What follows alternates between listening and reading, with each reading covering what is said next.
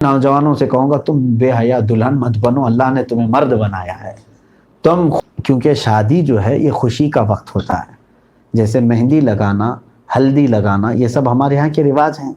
ये ज़रूरी नहीं कि पूरी दुनिया में हल्दी लग रही हो, हमारे इलाके में होती हैं, हिंदुस्तान में फैली हुई हैं। शरीयत ऐसी किसी भी रस्म को, तो हज़रत नूह अलैहिस्सलाम का बेटा आल है कि नहीं है? आले नूह होना चाहिए, लेकिन कुरान कह रहा है वो तुम्हारी आल में से ही नहीं है, तुम्हारे घर वालों में, जबकि वो बेटा है। पता ये चला कि कुफ्र करने से रिश्ता ख़त्म हो जाता है, ऐसी औलाद का नसब ही नहीं जारी रहता। औलाद वही है जो ईमान पर कायम है। हमारा रिश्ता खून से भी ज़्यादा बढ़ कर के ईमान से जुड़ा हुआ है। सिर्फ खून से रिश्ता जुड़ने से नसब हमारे यहाँ नहीं बाकी रहेगा, बल्कि ईमान अगर सालिम है तो हमारा नसब भी सलामत है। अल्लाह ने फरमाया इन्नहु लैसा मिन अहलिक, वो तुम्हारे घर वालों में से नहीं है। इन्नहु अमलुन गैरु सालिह फला तसअलनी मा लैसा लक बिही इल्म। अल्लाह तबारक तआला ने मना फरमा दिया हज़रत नूह अलैहिस्सलाम को कि उसके मुतालिक दुआ भी ना करें, उसके मुतालिक दुआ भी ना करें। और इसी तरह हज़रत इब्राहीम अलैहिस्सलाम ने अपने चचा के मुतालिक दुआ की थी, तो अल्लाह ने मना फरमाया कि नहीं, वमा कान इस्तिग़फ़ारु इब्राहीम लिअबीही इल्ला अन मौइदतिन वअदहा इय्याह। इब्राहीम अलैहिस्सलाम ने बख्शिश तलब की तो अल्लाह तबारक व तआला ने मना फरमाया कि जो काफिर है, जो मुशरिक है, जो बुत परस्त है, उसके लिए कोई दुआए मग़फ़िरत नहीं हो सकती। तुम चाहे 70 बार उसके लिए मग़फ़िरत की दुआ करो, लन यग़फ़िरल्लाहु लहुम, अल्लाह ताला हरगिज़ उनकी बख्शिश नहीं करेगा। ये साफ हुक्म है। तो यहाँ से कहना ये है कि हमारे यहाँ सबसे बड़ा रिश्ता किस बात का है? ईमान का है। हत्ता कि मसाइल में भी मैं अगर आपको बताऊँ, इस्लामी विरासत के मसाइल में ऐसा है कि बाप और बेटा, समझ रहे हैं आप, बाप के इंतकाल के बाद उसकी जायदाद बेटे को आएगी कि नहीं आएगी? विरासत में बेटों को, बेटियों को, जो भी उसके वरसा हैं कानून के एतबार। लेकिन कुछ चीज़ें ऐसी हैं जिसकी वजह से विरासत ख़त्म कर दी जाती है। बाप की विरासत बेटे को नहीं मिलेगी, या बेटे की विरासत बाप को नहीं मिलेगी। वो कौन सी चीज़ें हैं? मिसाल के तौर पर दो में से आपस में किसी एक ने किसी को कत्ल किया हो, बाप ने अपने बेटे को कत्ल कर दिया, तो अब वो मकतूल बेटे की विरासत बाप को नहीं मिलेगी। या बेटे ने अपने बाप को मार डाला है, तो अब वो जायदाद बाप की इस कातिल को नहीं दी जाएगी। इस्लामी शरीयत है। इसी तरह से अगर इन दोनों में से कोई एक काफिर हो गया तो विरासत ख़त्म हो गई। बाप अगर काफिर हो गया तो बेटे को उसकी विरासत नहीं, या बेटा काफिर हो गया तो मोमिन बाप की विरासत काफिर बेटे को नहीं दी जाएगी। क्यों? इसलिए कि नसब ही ख़त्म हो गया। नसब जब ख़त्म हो गया तो फिर विरासत के मामलात भी नहीं रह जाते। हत्ता कि अगर देखें इस पर कितने अहकाम आते हैं। आप शादीशुदा हैं लेकिन कुफ्र सरजद हो गया तो आपकी बीवी अजनबी हो गई, आपके लिए ख़त्म हो गया। तुम्हारा और तुम्हारी बीवी का जो हलाल रिश्ता था वो उसी वक्त ख़त्म हो गया। औरत को आप छू नहीं सकते, औरत तुम्हारे लिए बिल्कुल अजनबिया है अगर तुमसे कुफ्र हो गया। क्यों? सारे रिश्ते हमारे किससे जुड़े हुए हैं? ईमान से जुड़े हुए हैं। ईमान है तो तुम्हारी वो बीवी है जिससे तुमने निकाह किया, लेकिन कुफ्र हो गया है तो अब वो तुम्हारी बीवी नहीं रही, वो तुम्हारे निकाह से निकल गई। तो बहुत सारे मामलात हैं मेरे अजीज़ों कि हमारा सारा का सारा रिश्ता ईमान से जुड़ा हुआ है। इसीलिए हम बार बार ईमान की तंबीह करते हैं कि इसमें ज़रा बराबर भी कोताही ना करना। बाकी दूसरी चीज़ें सीखो ना सीखो अलग मसाइल हैं कि तुम अगर इल्म ना हो, इल्म सर्फ, इल्म तफसीर, इल्म फ़िक़ह या फिर साइंस, मैथ्स, फिज़िक्स ये नहीं भी सीखोगे तो हो सकता है कि तुम्हारी ज़िंदगी गुजर जाएगी। लेकिन ईमान क्या है ये अगर नहीं सीखा तो आप अल्लाह ना करे कि कुफ्र की मौत मर जाए, मालूम ही नहीं रहेगा कि कब ईमान आया और कब ईमान चला गया। ईमान के मुतालिक मालूमात हासिल करना हर मुसलमान पर फ़र्ज़ है, फ़र्ज़ आइन है, फ़र्ज़ किफ़ाया नहीं। आज का टॉपिक निकाह रखा गया है। सवाल इसमें महर के मुतालिक है। पहला सवाल ये है, महर में देने के लिए सबसे बेहतरीन चीज़ क्या है? महर माल होना चाहिए। महर जो है यह औरत का हक़ है। शरीयत ने यह महर मुकर्रर किया है, तो जो भी बेहतर माल हो सके چاہے آپ سونا دے سکتے ہیں، چاندی دے سکتے ہیں یا رقم دے سکتے ہیں، لیکن بہترین مہر وہ ہے جو عورت کی خواہش کے مطابق ہو. لیکن عورت بھی اتنی لمبی خواہش نہ کرے، بلکہ وہ اپنے ہونے والے شوہر کی حیثیت اور استطاعت کے مطابق دیکھ کر کے مہر، دونوں زوجین کی رضامندی سے ہی مہر متعین ہوتا ہے. تو مہر میں کوئی بھی چیز رکھ سکتے ہیں. اب یہاں پر ایک سوال یہ بھی ہے، حضور صلی اللہ تعالیٰ علیہ وسلم نے مہر میں کیا کیا چیزیں دی تھیں؟ رسول کریم صلی اللہ علیہ وسلم کا مہر کیا تھا؟ اس کے متعلق ایک حدیث پاک صحیح مسلم میں ہے، عائشہ صدیقہ رضی اللہ عنہا سے.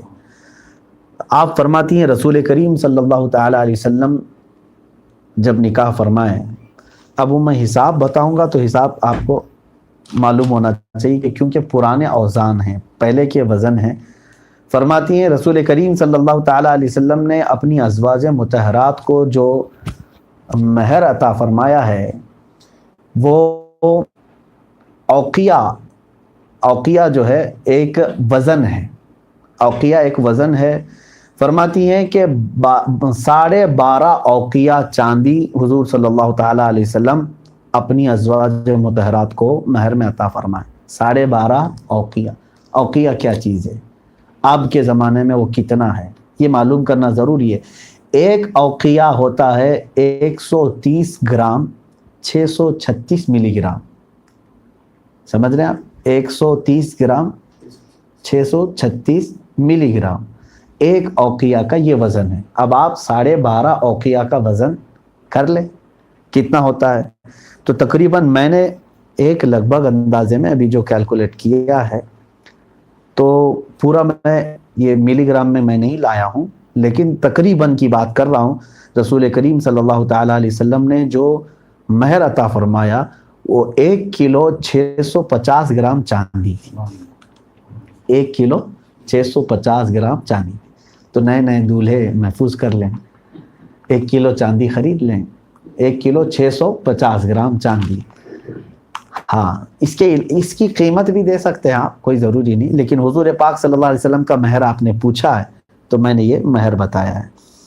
اور ساتھ ہی میں حضرت فاطمہ زہرا رضی اللہ تعالیٰ عنہا کا جو مہر تھا، مہر فاطمی مشہور ہے، 400 مسقال چاندی کہا جاتا ہے. لیکن جو ہمارے فقہاء کرام نے تحقیق کی ہے تو مہر فاطمہ جو تھا وہ 1 کلو 866 گرام 66 گرام 1 kg اور 866 گرام چاندی، یہ حضور پاک صلی اللہ علیہ وسلم نے حضرت فاطمہ الزہرا رضی اللہ تعالیٰ عنہا کا مہر رکھا تھا، جو حضرت علی کرم اللہ وجہہ الکریم کے لیے تھا، یعنی آپ کو دینا تھا. تیسرا سوال ہے کہ نکاح کے لیے لڑکے والے لڑکی کے گھر والوں کو بہت پریشان کرتے ہیں، اس پر روشنی ڈالیں. اس پر میں نے کئی مرتبہ اپنی تفسیروں وغیرہ میں بھی کہا ہے کہ دیکھیں ہندوستان میں بہت سارے رواج جو ہے غیر مسلموں سے لوگ لے چکے ہیں. اصل میں نکاح کا بوجھ پورا لڑکی کے اوپر ڈالنا یہ سراسر ظلم ہے. جیسے ہمارے ہاں ہو رہا ہے کہ لڑکا جو ہے یا لڑکے کی طرف سے مانگ ہوتی ہے جہیز کی اور لڑکی کے کپڑوں کی، خود کے جوڑے کی، علاوہ الگ سے پیسوں کی، پھر گاڑی کی. کوئی ظلم ہے؟ تو اس طرح سے میرے آقا صلی اللہ علیہ وسلم نے حکم نہیں فرمایا، بلکہ اللہ کے نبی صلی اللہ علیہ وسلم نے فرمایا نکاح کو آسان کرو کہ زنا مشکل ہو جائے. اور تم نے لڑکی جن کے گھر میں پیدا ہوئی اس کے اوپر تو آفت ڈال دی ہو. اور اتنا ہی نہیں، شادی کرنے کے بعد کے بھی معاملات دیکھیں تو سب لڑکی کے گھر میں. دولہا خرچہ کیا کرتا ہے؟ مرد ہو کر کے فقیر کی زندگی گزار رہا ہے، مرد ہے لیکن بھیک مانگ رہا ہے لڑکی سے. کیسی یہ بے حیائی کی بات ہے کہ اللہ تعالیٰ نے تمہیں مرد پیدا کیا، تم کو معاش کا ذمہ دیا، تم کماتے ہو، لیکن بیچاری جو نہیں کماتی اسی سے تم جہیز بھی مانگ رہے ہو، گاڑی بھی مانگ رہے ہو، پیسے بھی، اور اپنے پہننے کا جوڑا بھی. اتنا ہی نہیں، شادی میں پوری برات لے کر کے اسی کے گھر پہ ٹپکتے ہیں اور پورا کا پورا اس کا صاف کر کے آئیں، اور اس میں بھی اگر کچھ کمی ہو تو ہمیشہ کے لیے اس کو عیب لگائیں. یہ ظلم نہیں ہے؟ میں نے دیکھا ہے کہ یہاں پر لڑکے یہاں سوائے ولیمے کے کوئی خرچہ نہیں کرتا، ولیمے کے بعد بھی ساری جمعہ کی وہیں جا کر کے کرتا ہے لڑکی کے گھر میں. پھر بچہ کے پہلے کی بچے کی ولادت ہو تو وہ بھی لڑکی کے گھر والے پر، عقیقہ ہو تو وہ بھی لڑکی کے گھر والے پر۔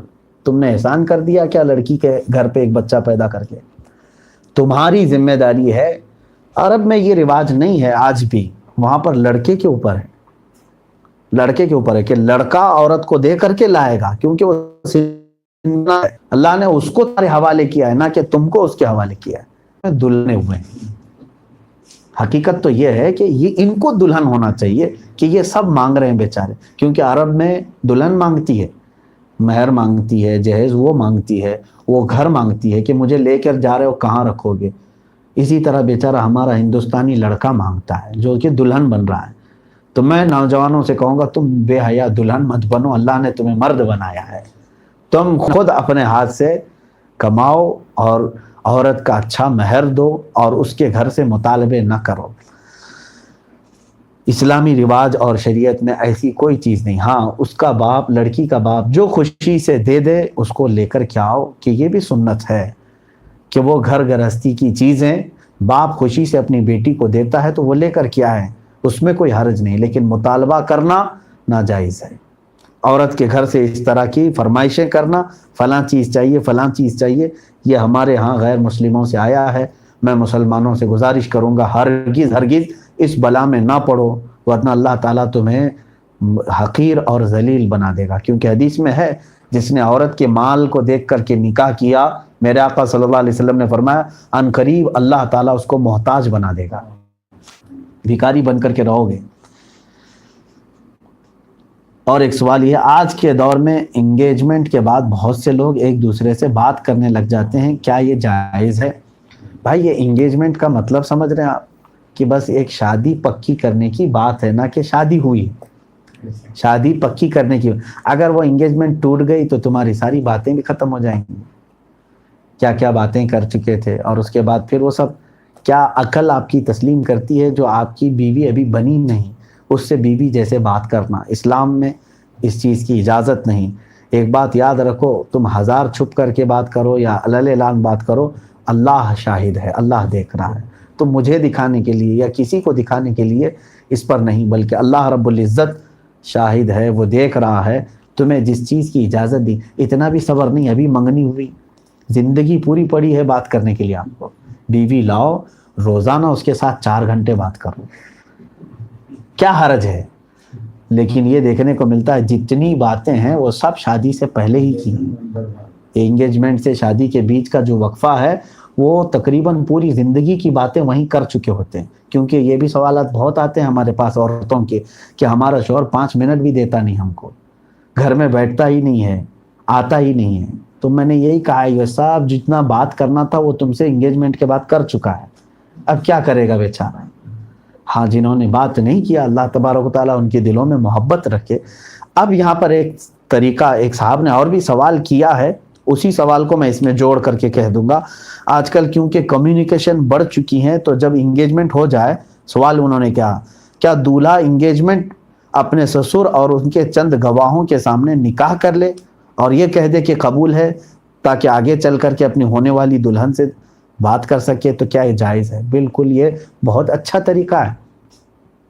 میں تو یہ کہتا ہوں کہ انگیجمنٹ جب ہو رہی ہے، آپ ویسی بھی انگیجمنٹ ہلکی پھلکی کہاں کر رہے ہیں آج، اس کے لیے بھی ہال بک کر رہے ہیں، دعوت دے رہے ہیں، ساری تقریباً ایک شادی کے جیسے کر رہے ہیں۔ تو کیوں نہ ان دونوں کو بٹھا کے قبل تو کہلا دیں، قبول ہے کہلا دیں، ہو گیا، وہ دونوں ایک دوسرے کے لیے حلال ہو گئے۔ جب رخصت کرنا ہے ہو سکتا ہے ایک اور ریسیپشن رکھ لیں شادی کی۔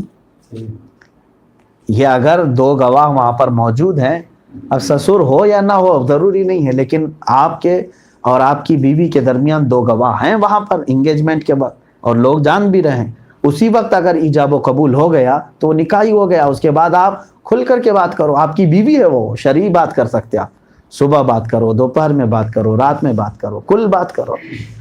یہ طریقہ اچھا ہے کہ انگیجمنٹ میں ہی ایجاب و قبول ہو جائے، اور جب اس کو عورت کو لانا ہے تب پھر آپ کوئی شادی کا دن مقرر کر کے عورت کو رخصت کرو۔ ایسا بھی حضور اکرم صلی اللہ تعالیٰ علیہ وسلم نے حضرت عائشہ صدیقہ رضی اللہ تعالیٰ عنہ کے ساتھ ایسے ہی فرمایا۔ پہلے 3 سال پہلے ماں عائشہ صدیقہ رضی اللہ تعالیٰ عنہ سے حضور کا نکاح ہوا، لیکن حضور کے حرم میں وہ آئی نہیں، 3 سال کے بعد وہ رخصت ہو کر حضور صلی اللہ علیہ وسلم کے حرم میں تشریف لائیں. تو اس طرح بھی آپ چاہیں تو کر سکتے ہیں. اب سوال ایک یہ ہے، شادی میں بہت سے رسم و رواج کرتے ہیں جیسے کہ ناریل پھوڑنا، جلوہ ڈالنا، کیا یہ سب حدیث سے ثابت ہے؟ دیکھیں، ناریل بھی پھوڑو، انڈے بھی پھوڑو، جو کچھ بھی کرنا ہے آپ کو میں لمٹ آپ کو بتا دوں، کیونکہ شادی جو ہے یہ خوشی کا وقت ہوتا ہے. جیسے مہندی لگانا، ہلدی لگانا، یہ سب ہمارے یہاں کے رواج ہیں. یہ ضروری نہیں کہ پوری دنیا میں ہلدی لگ رہی ہوں، ہمارے علاقے میں ہوتی ہیں، ہندوستان میں پھیلی ہوئے ہیں. شریعت ایسی کسی بھی رسم کو منع نہیں کرتی جو قرآن و حدیث سے نہ ٹکرا رہی ہو. بات سمجھ میں آ رہی؟ خوشی آپ کے لیے جائز ہے، بس اتنا دیکھیں کہ شریعت کے خلاف کوئی چیز تو نہیں جا رہی. ہاں، ہلدی کھیلنے میں، آپ لیمو کھیلنے میں، کہیں لڑکیوں کے ساتھ، عورتوں کے ساتھ بے تکلف ہو گئے، خلط ملط ہو گیا، ایک حرام کام آپ نے کیا، اور ایسا رسم جائز نہیں. باقی آپ سارے لوگ ہلدی ایک آپ کر رہے ہیں، وہاں ضیاء بھی نہ ہو. آپ اگر ہلدی چہرے وغیرہ پہ گورے ہونے کے لیے لگاتے ہیں تو خوب لگائیں، سارے ایک دوسرے کو لگا لیں. اس رسم میں کوئی وہ نہیں، شریعت اس کو منع نہیں کر رہی ہے. اسی طرح سے اب یہ جلوے کی بات ہے، جلوہ کیا چیز؟ وہی جو رخصتی کے وقت جو عورتیں گیت گاتی ہیں، یہی کوئی حرج نہیں. پہلے مجھے وہ شعر سننا پڑے گا کہ عورتیں گاتی کیا ہیں. مطلب اگر وہ کوئی کفریہ باتیں نہیں کہتی ہیں، حرام باتیں نہیں کہتی ہیں تو خوب وہ گائیں، کوئی مسئلہ نہیں. کیونکہ عرب میں بھی رواج تھا کہ جب دلہنوں کو رخصت کیا جاتا تھا تو آس پڑوس کی جو سہیلیاں ہوتی تھیں وہ گنگناتی تھیں، اور حضور پاک صلی اللہ علیہ وسلم نے اس کی اجازت عطا فرمائی کیونکہ وہ خوشی کا دن ہے. بلکہ اللہ کے حبیب صلی اللہ علیہ وسلم نے فرمایا اعلنوا النکاح واضربوهن بالدفوف، نکاح کا اعلان کرو اور اس وقت جو ہے دف بجا کر کے آواز سے لوگوں کو بلاؤ. چھپ کر کے نکاح نہیں ہوتا. تو دف بجانے کی اجازت جب ہے تو یہ خوشی شریعت کی لمٹ میں ہے، شریعت کے حدود میں. تو میں نے ہر ایک، اب کیا کیا میں رسم و رواج آپ کو بتاؤں کہ بہت ساری جگہوں پر وہ ہے، یہ ہے، یہ ہے. ایک فارمولہ بتا دیا کہ کوئی ایسا رسم جس میں حرام کاری ہو رہی ہو اس سے بچیں. باقی کوئی بھی خوشی آپ کر سکتے ہو کریں. حرام کاری جیسے اجنبی مرد کا اجنبی عورتوں سے ایک دوسرے کو مل جانا، خلط ملط ہونا، ناچنا، ڈانس کرنا، یا حرام چیزوں کی گنگنانا جیسے گانوں پر رقص ہوتا ہے، یہ تمام چیزیں اگر نہیں ہیں تو سارے رسم و رواج شادی میں جائز ہیں، کوئی حرج نہیں. اور سوال ہے، کیا نکاح کے لیے بنا داڑھی والا انسان کی گواہی لے سکتے ہیں؟ ہاں لے سکتے ہیں، لیکن اس داڑھی والے کو کہیں کہ آئندہ چل کر داڑھی رکھ لے، سنت ہے. دوسرے مذہب کے لڑکی یا لڑکے سے شادی کرنا اسلام میں کیسا ہے؟ ناجائز ہے. آپ کی شادی ہوگی ہی نہیں جب تک کہ وہ اسلام قبول نہ کرے. دوسرے مذہب کے ساتھ تمہارا نکاح ہی نہیں ہوا، بلکہ وہ زنا ہے. کیونکہ اللہ تعالیٰ نے فرمایا وَلَا تَنْكِحُوا الْمُشْرِكَاتِ حَتَّى يُؤْمِنْ، تم مشرکوں سے ہرگز نکاح نہ کرو جب تک کہ وہ ایمان نہ لائیں. اور اللہ نے فرمایا وَلَعَبْدٌ مُؤْمِنٌ خَيْرٌ مِّن مُشْرِكٍ، اگرچہ تم کو وَلَوْ أَعْجَبَكُمْ، اگرچہ تم کو کوئی کافر پسند آئے، لیکن اللہ فرماتا عَبْدٌ مُؤْمِنٌ خَيْرٌ، مومن بندہ سب سے تو بہتر ہے تمہارے لیے. وہ لڑکی کے لیے بھی فرمایا گیا، لڑکے کے لیے بھی، اور مومنہ عورت تمہارے لیے سب سے بہتر ہے. ہاں اگر کوئی اسلام میں آ چکے ہیں، جیسے بہت سارے لوگ یہ سمجھتے ہیں کہ یہ بھی ایک ثواب کا کام ہے، سارا ثواب کا کام کسی عورت کو نکاح کرنے میں ہی. کچھ نوجوان سمجھتے ہیں کہ وہ تھی نان مسلم، میں نے اس کو اسلام قبول کروا دیا ہے، وہ مسلمان بنی ہے. میرے عزیزوں، صرف شادی کے لیے اگر کوئی اسلام آیا ہے تو وہ پتہ نہیں اسلام کب تک ٹھہرتا ہے. اب اگر کوئی توبہ کر بھی لیتا ہے تو شریعت نے یہاں پر وہ بھی ایک ہمارے پاس سسٹم رکھا ہے کہ 6 مہینے انتظار کیا جائے، کیونکہ توبہ کے آثار ظاہر ہونا چاہیے کہ وہ سیریس ہے یا نہیں، یا تو پھر وقتی طور پر توبہ کیا ہے.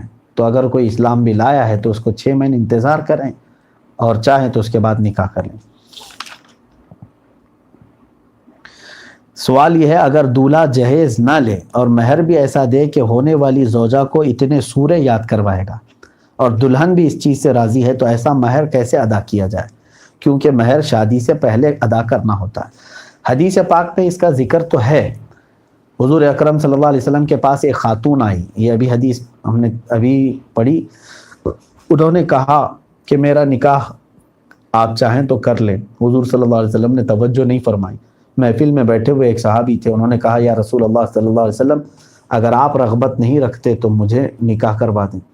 اللہ کے حبیب صلی اللہ علیہ وسلم نے فرمایا ٹھیک ہے, تمہارے پاس کچھ مہر ہے دینے کے لیے؟ انہوں نے کہا میں غریب ہوں, کچھ بھی نہیں ہے.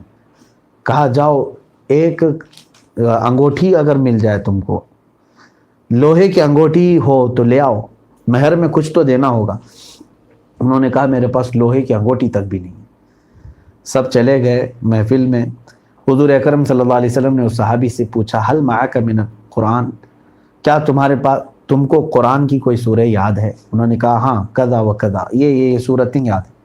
کہا جاؤ اس خاتون کو وہ سورتیں یاد کراؤ, یہی تمہارا مہر ہے. تو قرآن کی تعلیم کو حضور صلی اللہ علیہ وسلم نے مہر مقرر فرمایا. تو امام شافعی رضی اللہ تعالیٰ عنہ کے مذہب میں یہ ہے کہ تعلیم اس پر اجرت ہوتی ہے, اور وہ اجرت جو ہے وہ مہر مقرر کیا جائے. لیکن امام اعظم ابو حنیفہ رضی اللہ تعالیٰ عنہ کے نزدیک یہ نہیں ہے. مہر ہمارے ہاں کوئی قیمت والی چیز ہی ہونی چاہیے, اور کم سے کم مہر. سوال یہاں پر یہ بھی ہے اقل مہر کیا ہے, کم سے کم کتنا دینا چاہتا ہے, یعنی 1 روپے 2 روپے نہیں. شریعت میں کم سے کم مہر کی مقدار 10 درہم ہے. 10 درہم فی زمانہ کتنا ہوتا ہے؟ 3 گرام 265 ملی گرام چاندی. 3 گرام چاندی 3.265. سمجھ میں آ گیا؟ یہ چاندی اتنا جو ہے 1 درہم کی مقدار ہے. یہ 1 درہم چاندی 3 گرام 265 ملی گرام کی ہوتا ہے 1 درہم. اب 10 درہم آپ حساب کر لیں, تقریباً وہ 32 گرام چاندی اور 659 ملی گرام, تقریباً 32 گرام اور 659 ملی گرام چاندی, یہ اقل مہر ہے.